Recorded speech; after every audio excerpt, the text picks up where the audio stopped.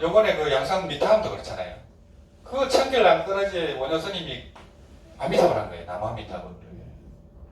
그 이제 경산 홍장도 그렇고 그 원효골도 보면은 길도 없어요. 그냥 그 바위 위에 그 천길 낭떠러지에서 원효 스님이 했더라고. 그 원효골은 그냥 뭐 앉아있을 정도예요. 길이는 좀 긴데 누울 수는 있는데 그런 천길 낭떠러지에서 원효 스님이 왜 했겠습니까? 남아미탑을 깨쳤는데. 이제 의상 스님하고 당나라 가기 전에 해골물을 드시고 일체의 신조를 깨쳤거든요. 깨쳤지만은 깨쳤다고 해서 다 되는 게 아니라니까요. 없음이 그대로인데 탐진치가 그대로잖아요. 깨쳐도 바로 없어지지 않아요. 그래서 원효 스님은 그 동굴에 그 추운 데 가서 하셨더라고. 동굴마다 간 거예요. 원효 스님은 전부 동굴에서 있어요. 그래서 메아리 울리는 동굴로 연불당을 삼고 이 발심수행장이 그렇게 딱 돼 있거든요. 그게 체험담입니다. 그리고 그거 보면은 막 그 춥고 배고픈 그거를 수행의 자랑으로 삼으라 하잖아요. 원효 스님이 본인이 그렇게 한 거예요. 그 일국의 복마가 그렇게 한 거잖아요. 또 이제 한송해가지고 소선거사라 해가지고 뭐 스님이 거사니까 얼마나 사람들이 깔박했어요. 그런 어떤 모욕과 그런 속에서 수행을 하셨더라고. 그러고 의정부 그 소요산 큰 동굴이 두 개 있어요. 거기서 이제 간세음보살님이 이제 비를 맞고 옷이 다 젖었죠. 그 유혹하려고 그렇게 비 맞고 들어간 거예요. 원효 스님 수행하는 데서 들어가서 이제 테스트를 해서 원효 스님을 인가하거든요. 그래서 의정부 소요산에서 인가받았어요. 역사책에는 없습니다. 그냥 그 전에 그쪽에 이제 그런 전설이 내려오는 거예요. 그 정도로 원효 스님이 이제 연불수행을 그렇게 치열하게 했다는 거. 그건 확실하다는 거죠. 또 의상 스님은 또 이제 낙산사에서 간세음보살을 칭찬한 다음에는 남아미탑을 했습니다. 그래서 이제 그 하음 10차를 세우고 본인이 그렇게 연불을 한 거예요. 그러니까 부석산 무량수전에 그 아미탑을 그 거룩한 아미탑이 있잖아요. 의상대사가 세워. 그래서 이제 그런 연불수행이 지금 요게 일어날까 말까 하는 그런 상황 같아요.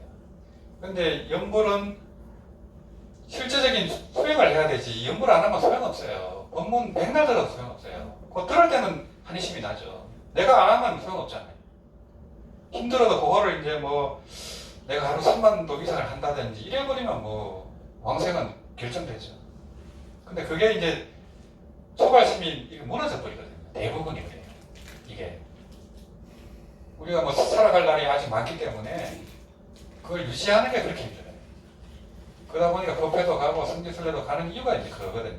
거기 가서 뭐 많이 하는 것도 중요하지만은 거기서 가보면은 느낌이 있잖아요. 그 성지에 가보면은 아, 원효 스님 이렇게 고생을 했구나. 세상에 이 길도 없는데 이 어떻게 알고 와갖고 아, 참 그 동굴은 춥습니다. 겨울에.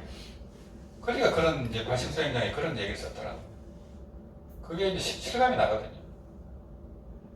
그래서 이제 그런 이제 그걸 돌아보면서 이제는 좀 더 좀 집중 수행으로 가야 되지 않을까. 뭐 체라 정진하고 5시간도 참 대단한 거죠.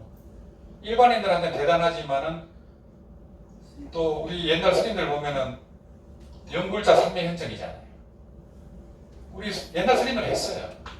나홍 스님 아시죠? 나홍 스님도 보면은 동굴에서 했어요. 나홍 스님 앉았던데 가보니까 연불이 잘 돼요. 그 동굴이 있고 그 옆에 이제 쩌면한 토굴을 짓고 수행을 하셨더라고요. 그런 대도인들도 다 연불했습니다. 깨치고 한 거예요. 깨치고 보림으로 이제 남아미탑을 하신 거죠. 그러니까 뭐 나홍 스님 최고의 고성 아닙니까? 석가모니 부처님의 후신이라는 나홍 스님부터 원효 의상 스님, 서산대사 이런 분들이 다 했는데 그거를 이제 다 잊어버린 거죠. 그러다 보니까 연보를 너무 폄하하고 이제 하근기나 하는 그걸로 너무 고정관념이 박히다 보니까 스님들이 들어오질 못해요. 누가 뭐라 할까봐. 자기가 하면서도 연보한다는 얘기 절대 안 합니다. 절대 못 합니다. 그거를 넘어서기가 힘들어요, 그거를. 그게 이제 넘어서야 되는데, 그러려면은 이제 대만의 강엄 스님이라든지 그런 대도인이 나왔거든요. 연불산매를 해가지고 석 달간 산매에 들어버리고 그런 분이 나와야 되거든요. 그러면 뭐 강엄 스님하고 그 장 스님은 등신분이 됐고 아미타불 해갖고 그 두 분 때문에 대만이 전부 아미타불 하는 거예요. 근데 그 도인의 힘이 그렇게 크다는 거죠. 그래서 이제 그 미탐에 갈 때 제가 우령 스님을 30년 만에 친명했거든요. 30년 만에. 그분은 30년 전에도 큰 스님이었어요. 그때는 60대였겠죠. 그때 막 제가 갔는데 인터뷰를 안 하려고 하더라고요. 절대 안 하겠대. 그러고 제가 이제 막 법문하는 거를 녹취를 하고 또 주변 사람들이 들어가지고 이렇게 신문에 투페이지를 썼었어요. 우령 스님을. 그 스님은 그때 이미 큰 스님이었어요. 그 스님을 만나고 이제 미탐에 갔는데 미탐 주지 스님이 또 우령 스님 얘기를 하는 거예요. 희한하게 또. 근데 우령 스님이 그 연불 도인인 하담 스님하고 법산 스님 얘기를 많이 하셨거든요. 본인은 오마리 만면을 했어요. 오마리 만면 해갖고 막 신통력이 대단했죠. 우령 스님이. 또 연불 법문을 많이 하시고 신심 나는 법문을 많이 하세요. 우령 스님이. 하여튼 지금은 구슬이 넘으셔가지고 이제 했던 말 또 하시고 그거 빼는 정정하시더라고요. 네, 너무 정정하시고 눈도 맑으시고 참 하여튼 그분 말씀이 그런 신통력이 다 부질없다는 거예요. 이 본심을 가지고 이 하나 깨어 있으면서 이제 살아가는 게 중요하다는 거죠. 다 부질없다는 거예요. 그런 신통력이. 항상 깨어 있으면서 이제 바른 마음으로 본심으로 살라는 거. 그래 그렇게 이제 평범해지는 거예요. 그런 도인들도. 그래서 하담 스님, 이제 법상 스님 같은 그런 도인 스님이 지금 나오면 그냥 막 대단해지겠죠. 한국 불교가.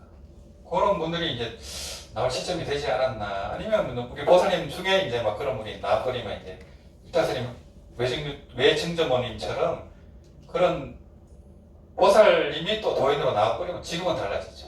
지금은 막 유튜브도 있고 하니까 막 홍보하면은 막 난리가 나겠죠. 하여튼 그런 사명을 갖고 이 무량수 열애가 참 스님이 지도하는 단체도 아니고 이런데도 이제 스님들이 눈여겨보고 있고 또 저한테 전화를 주세요. 어떻게 해야 되느냐. 이제 같이 얘기를 해요. 포교 얘기도 하고 이제 어떻게 철학을 해야 되느냐. 자문을 구하기도 하고 이제 스님들이 이제 여기저기서 해버리면은 금강경 철학에 펼쳐가는 그런 이제 수행붐이 일어나지 않을까 이 생각이 들어요. 대비주가 그랬거든요. 대비주도 누가 하니까 그냥 여기저기 이렇게 하게 된 거예요. 그래서 뭐 천대종은 오로지 간센보살만 하잖아요. 누구 집전도 안 해요. 그냥 각자가 간센보살 하는 거예요. 그냥 모여가지고 간센보살 그냥 전부 달라요. 이게 톤이. 어떤 사람은 막 그냥 울부짖듯이 하고 어떤 사람은 조용히 하고 근데 서로가 방해가 안 됩니다. 자기 연구에 집중하니까요. 방해가 전혀 안 돼요. 근데 뭐 도리도 모르고 해도 간센보살 하니까 가피가 막 쏟아지잖아요. 그래서 천태종이 그냥 3대 종단이 됐는데 그전에는 뭐 그냥 신흥종단이니까요. 3대 종단이 돼버렸어요. 간센보살의 그 미신력으로. 그래 아미타불 하면 어떻게 되겠습니까? 각자 절에서 그렇게 해버리면 막 한국 불교가 순식간에 이제 일어나 버리죠. 하여튼 그런 말씀들을 이게 길어져 버렸네요. 그래서 이 한 분 한 분이 이제 그런 이제 사명이 있다 이런 말씀을 드리려고 하는 거예요. 정말 사명이 있고 이 역할이 크고 무량수 열애라는 이름도 0.1초도 안 0. 몇 초 만에 그냥 무량수 열애라는 이름이 나왔지만은 무량수 열애가 이제 극락해상이라 이런 뜻이거든요. 요 자체가 이미 이제 우리는 극락보살의 이제 후보생들입니다. 사강 후보생들처럼 이미 이제 다 무량한 세월 동안 성공 공덕을 쌓아서 아미타불을 하고 계신 거예요. 각자가 보면 별볼도 없죠. 찌질하고 나 같은 사람이 뭐 저도 이제 그런 생각을 많이 했거든요. 얼마나 사람이 없어지면 나 같은 놈을 그냥 그 사람을 많이 하거든요. 왜냐하면 뭐 내가 능력도 있는 것도 아니고 그런 이제 자신감이 없을 때가 있는데 또 부처님이 항상 길을 열어주시더라고요. 보면은 항상 길을 열어주시고 새로운 사람을 이렇게 또 인연을 맺게 하고 그거 참 묘하거든요. 불사가 이루어진 거 보면은 희한해. 그게 1년 6개월 만에 그게 될 수가 없어요. 그게 모든 걸 봐서도. 근데 이제 이게 힘이 떨어지고 이제 신심이 떨어지면은 또 유야무야 돼버리거든요. 그걸 끝없이 이제 계속 유지해 가는 게 정말 중요하구나. 초발심이 그렇게 중요하구나. 그걸 이제 많이 느꼈습니다. 그래서 초발심시 변장각이로구나. 초발심만 유지해버리면 분명히 성불하게 돼 있어요. 이 연불도 뭐 계속 하면 분명히 왕생하죠. 그걸 놔버리고 그냥 뭐 신심이 무너져 버리면 뭐 안 되는 거거든요. 유지만 하면은 뭐 굉장하겠구나 이 생각이 많이 들더라고요. 그래서 이제 각자가 이제 그런 이제 원력도 내시고 이제 무량수 열애 자체가 이제 뭐 열린 구조잖아요. 무슨 뭐 닫힌 구조도 아니고 누구든지 오면 회원인 거예요.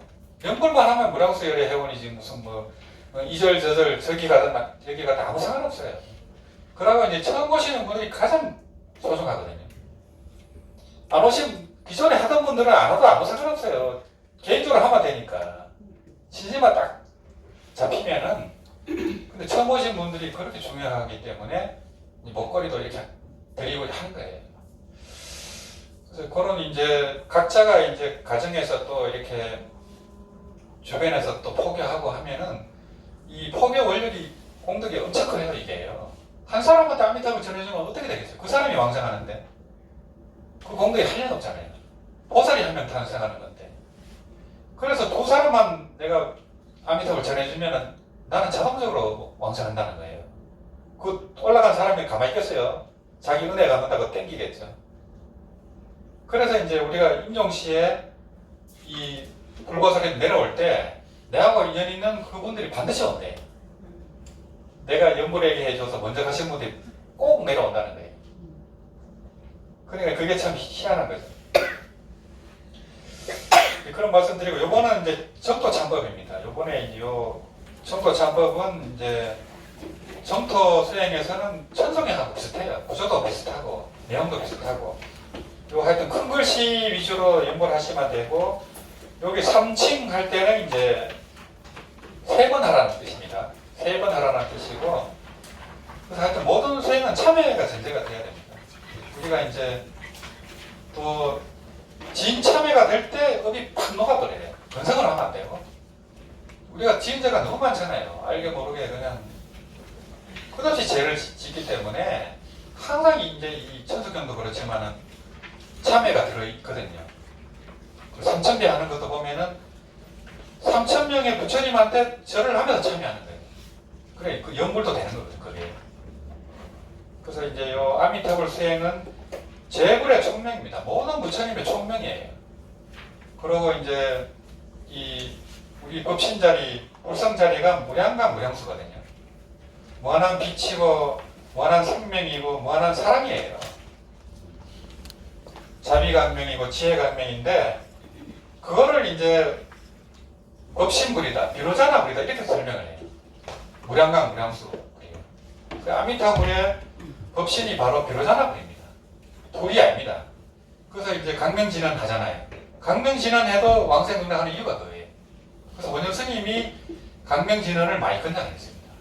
돌아가신 분들을 이제 강명진언하고 또 모래도 뿌리고 막 그렇게 이제 유심하려고 그렇게 해놨어요. 강명진언이 이 하여튼 이제 법신불이 티베트에서는 대일열애라 합니다. 대일열애가 바로 법신불입니다. 그 역시 아미타불의 법신이에요. 똑같습니다. 그래서 이제 우리가 살아가는 것 자체가 다 무량과 무량수의 나쁨이에요.